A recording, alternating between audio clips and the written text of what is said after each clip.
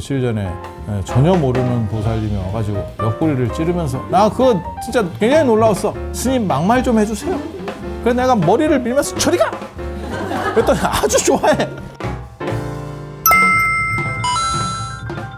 부처님 생애에서 제가 처음으로 주목한, 딴 사람들은 주목하지 않았던 그 부분 여러 가지가 있습니다. 부처님을 보는 세 가지 관점이 존재했었다라고 하는 것도 내가 얘기를 한 거고, 정리를 해서 얘기를 한 거고, 그 세 가지 관점은 탄생 중심, 그 다음에 성도 중심, 깨달음 중심, 그 다음에 이제 열반 중심, 돌아가신 것 중심, 이 세 가지가 있다더라 라고 하는 것도 제가 얘기를 했고, 그래서 어저께 제가 그런 얘기해서 저 진흥원 수업 때 부처님 오신 날, 다음 달이 부처님 오신 날 어쩌고저쩌고 하는데 5월에 이제 부처님 오신 날, 4월 8일 부처님 오신 날이잖아요. 근데 이게 부처님 오신 날이 아니죠. 부처님은 35세 12월 8일에 부처님이 되신 거니까, 그러니까는 지금 대통령을 생각해봐야 윤석열 대통령이에요. 그러면 태어날 때 대통령은 아니었지. 대통령 오신 날은 아닐 거 아니야. 그분 탄생이. 그분은 그냥 윤석열이라고 하는 대한민국 국민이 태어난 거고, 그리고 대통령이 된 거는 작년인가? 재작년인가? 저 잘 모르겠네. 그때가 대통령이 된 날이니까 그거는 다른 얘기죠, 사실은.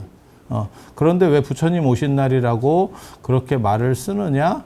그거는 이런 것들이 사실은 혼재된 내용이 존재하는 거예요. 그래서 이 세 가지 보는 관점이 존재했다더라. 이것도 제가 정리를 해서 얘기를 했었던 거고, 또 부처님 탄생과 관련되고 부처님의 생애와 관련돼서 아주 중요한 시점마다 그 나무가 등장한다더라.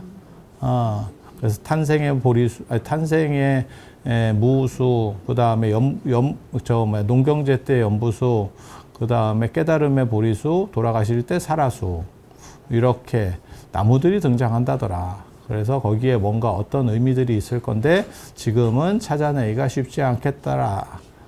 약간 찝찝하지. 개인적으로는 약간 찝찝하지. 왜냐하면 그것도 뭔가를 잘 찾으면 뭔가가 분명히 있을 것 같은데 우리가 이제 능력이 부족하니까 갑자기 겸손 모드 살다 보면 이렇게 겸손할 때도 있는 거예요. 그래서 그런 것도 있고, 그다음에 부처님은 왜 7걸음을 걸었는가? 그것도 칠진법 문화 때문에 그렇게 됐다. 이런 것도 다 내가 한 얘기요. 부처님 족보 사남팔자 그것도 내가 밝혔잖아. 정반항, 백반항, 곡반항, 감노반항. 그 다음에 각각 거기에 누가 있냐면 부처님, 난타, 그 다음에 제사, 발제, 그리고 마하남, 아나율, 그 다음에 제바달다, 아난. 우리는 내가 다 한 거는 이렇게 자료. 이거 다 내가 한 거거든. 그리고 부처님의 왕궁 생활과 왕궁 생활에 있어서 중요한 부분 교육입니다. 교육. 이 교육이 엄청나게 중요한 부분이. 제대로 된 교육을 받았느냐? 우리가 알고 있는 대부분의 성현이라고 하는 사람 중에 가방 끈긴 사람 거의 없습니다. 가장 무식한 사람 예수입니다. 그래서 예수는 설득이 아니고 주장을 하죠. 그 말하는 틀을 보면 나를 따르라야. 나를 따르라. 싫으면 말고. 우리도 그런 비슷한 주장들을 하는 분들이 있어요. 그게 대부분 이제 사이비 종교 교주들이 밑도 끝도 없습니다. 자기 주장만 있어. 그렇다더라. 그렇다만 있어. 뭐 강정산도 그렇고 저 예전에 그 뭐 백백교도 그렇고 다 마찬가지요. 모든 사이비 종교는 그렇다야. 네가 나를 믿고 이렇게 하면 그렇게 무조건 뭐 사후의 보상을 받는다는 둥, 뭐가 어떻게 된다는 둥, 뭐 이렇게. 그걸 논리적으로 증명할 수 있습니까? 아니, 그건 됐고. 그런 놈은 빠지시고 이렇게 가는 거예요. 그런데 부처님의 어법이나 이런 걸 보면 상대를 존중하는 존중의 화법. 제가 얘기하잖아요. 다른 사람 말을 끝까지 들어주고, 우리도 그런 거는 못해요. 존중의 화법 됐습니다. 피곤해. 부처님은 다른 사람 말을 끝까지 들어주고, 틀렸다고 말하는 게 아니고, 너도 맞다 하지만 그거 말고 요렇게 조금만 더 플러스 알파를 하면 더 좋지 않겠니? 이런 식으로 말하는 방법. 그건 사실 배운 사람. 어렸을 때부터 약간 지금도 그런 거 있을걸? 이렇게 보면 귀족 학교 다녀봤어요? 여러분들? 귀족 학교 다니면 약간의 이렇게 있어 보이는 말투나 태도 이런 게 있어. 귀족 학교. 귀족 학교. 저도 어디서 그 얘기를 들었냐면 제가 아는 분이 아들을 스리랑카로 유학을 보냈어.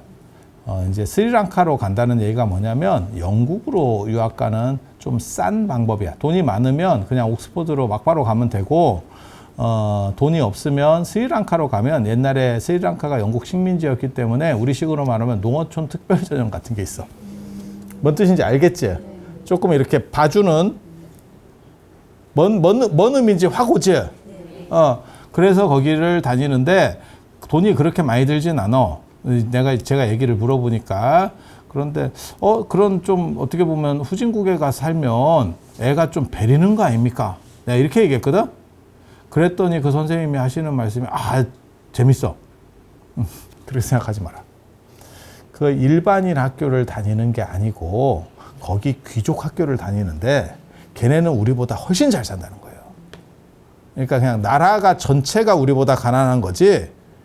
그런 건 충분히 가능하잖아. 뭐 인도의 부자가 뭐 집이 뭐 2조짜리 집에 살아요. 뭐 이런 거 있거든.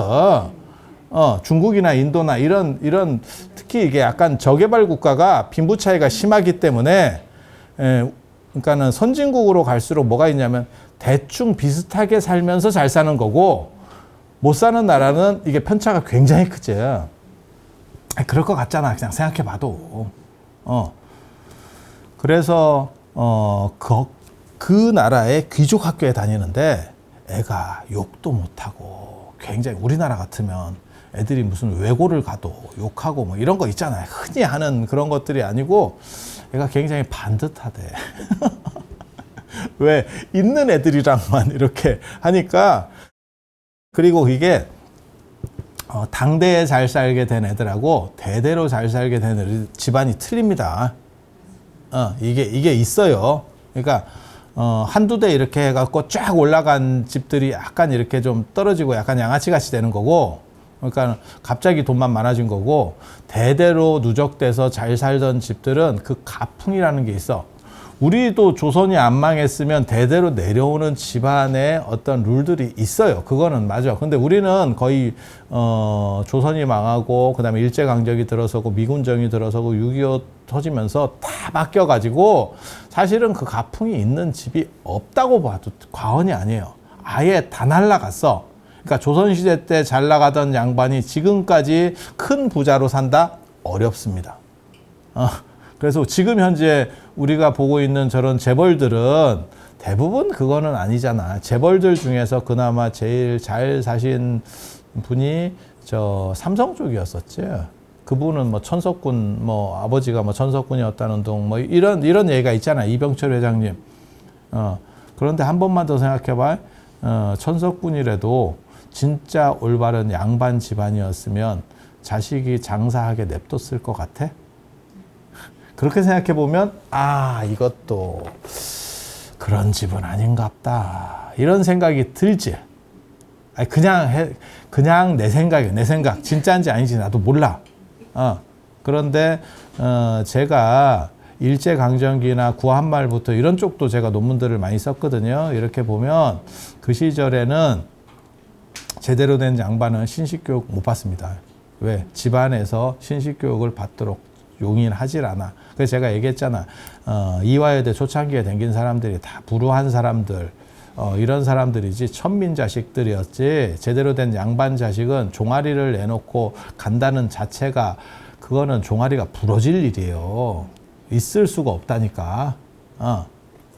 그거는 조사해보면 다 나와. 그리고 있는 얘기예요. 제가 그걸 본 얘기라고. 그냥 감으로 뇌피셜로 얘기하는 게 아니고. 그래서 제대로 된 양반집 애들은 이화여대 같은 데를 갈 수가 없었고, 평민이거나 아니면 쌍놈이거나 이런 애들을 선교사들이 꼬드긴 거예요. 이렇게 먹고 살기 어려우니까 그렇게 해서 뭐 좀 주고 하면서 걔네는 교육이 목적이 아니고 종교 선교가 목적이었기 때문에 그런 일들이 있는 거예요. 연세대도 마찬가지예요.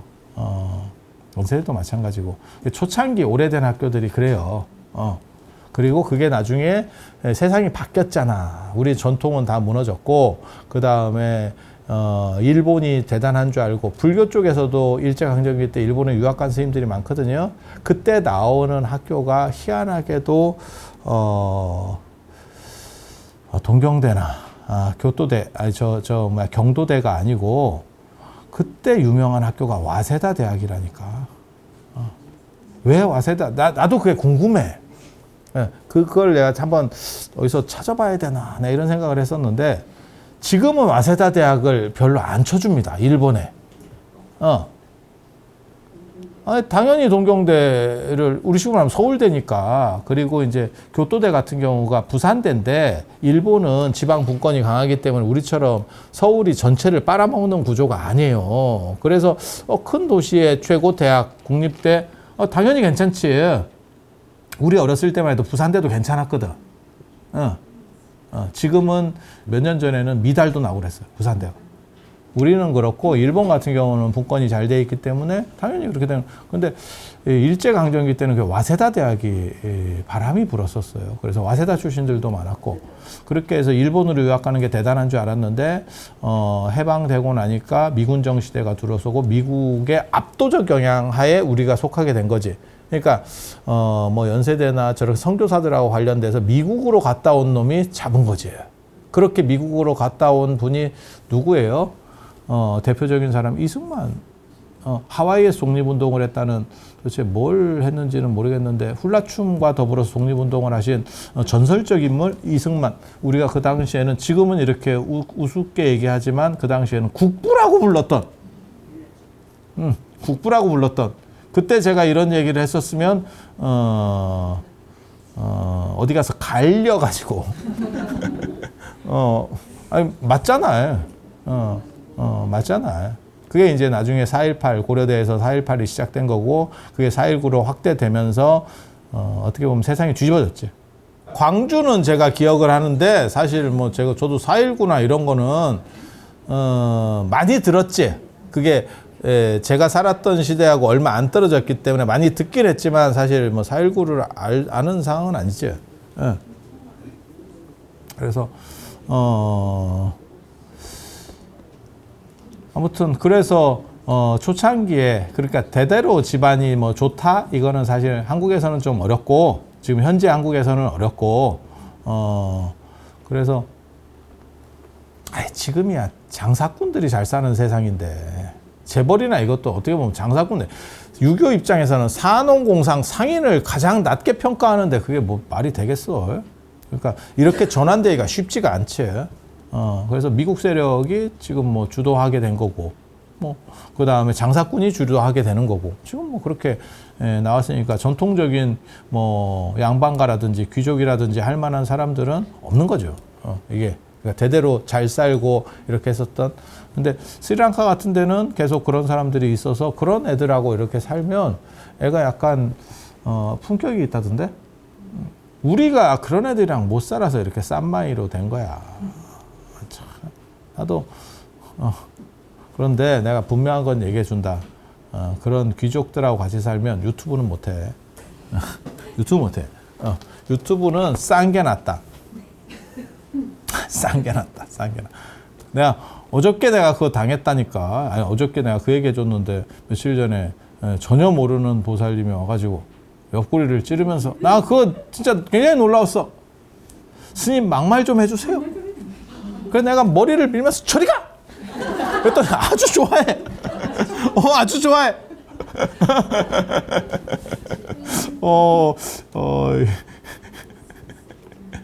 캐릭터 굿이지. 막말을 해도 좋아하는데. 그래서 그런 부분들이 있어요. 그래서 이 귀족들하고 이렇게 하면 사람이 그리고 제가 늘상 이런 얘기 조금 위험할 수도 있는데 제가 그런 얘기를 하는데 있는 사람이 좀 더 마음이 여유로워. 있는 사람이. 그리고 없는 사람이 각박할 수밖에 없습니다. 그거 어쩔 수 없습니다. 그래서 제가 전에 그런 얘기 안 해줬어요? 누가 배달 알바를 했는데 강북에서도 해보고 강남에서도 해봤대. 근데 강북에서 알바를 할 때는 조금이라도 뭐 문제가 생기면 지랄지랄을 한대. 자기를 무시하면서. 근데 사실은 얘는 배달한 것밖에 없거든. 근데 강남 사람들은 잘 안 시켜 먹는데 그런 문제가 생겨도 그냥 이해하고 간다는 거예요. 근데 그럴 수밖에 없는 게 이게 경제력하고 관련돼서 곳간에서 인심 난다는 말도 맞다라는 생각을 해요. 어느 정도 내가 형편이 되면 양보의 여력이 있는 거지. 그리고 내가 형편이 잘 안 되면 양보해 줄래도 힘든 거예요. 그리고 경제력만 그런 게 아니야. 체력도 마찬가지예요. 그래서 체력도 잘 관리해야 돼요. 그래서 노인들이 잘 삐지고 이렇게 투덜투덜을 하고 잔소리 많아지는 이유가 제가 보기에는 체력이 떨어져서 그래요. 체력이 떨어지니까 쓸데없는 짓을 계속 하는 거예요. 그 체력도 없는데. 예, 자기의 존재 위치를 계속 어느 정도는 과시해 보려고. 하지만 그렇게 행동할수록 무시만 받아. 그래서 그냥 가만히 있는 게 나아. 그냥 있는 대로 얘기하면. 근데 그렇게 되고 잘 삐치고 이렇게 되는 것도 제가 보기에는 체력 저하라고 보는 거거든요. 체력 저하. 그래서 스리랑카에서 아무튼 뭐 그렇게 귀족같이 잘 살았대. 그러다가 미국 영국으로 유학 가고 이렇게 하는 거예요. 그래서 그것도 괜찮겠다라는 생각은 했어. 이제 보통 한국 사람들이 많이 유학 가는 게 미국을 가거나 돈 있는 애는 미국 가고 조금 없는 애는 진짜 있으면 영국으로 가고 조금 떨어지면 미국 가고 좀 더 떨어지면 캐나다 가고 더 떨어지면 호주 가거든요. 아니 그렇다고 이제 우리 같이 떨어지면 안 가고지. 저런 매국노 같은 것들 이제 이렇게 비판해야지. 어디 말이야 이게 동방예의지국에서 어디 쌍놈한테 가가지고 뭘 배운단 말이야. 여기서 국학을 해. 국학. 못 가면 이런 정신자세라도 이게 정신승리라고 하는 거예요. 정신승리. 그런데 가면 그런 데서 경제력이 떨어지는 상황에서 그것도 유색인종이 가면 많은 무시와 멸시를 받는다는 거예요. 저도 애들한테 이렇게 물어보면 그게 있어. 다 있어. 그래서 그런 거보다 오히려 스리랑카 괜찮겠다. 내가 그 생각했어. 들으면서. 돈도 더 싸고 그거보다 싸고 그러니까 그 귀족 학교 안에서 기숙사 생활을 하는 거야. 그러니까 일반인들은 볼 일이 거의 없지. 뭔 뜻인지 아시겠지? 귀족 문화라고 하는 게 있어요. 귀족 문화라고 하는 게. 예.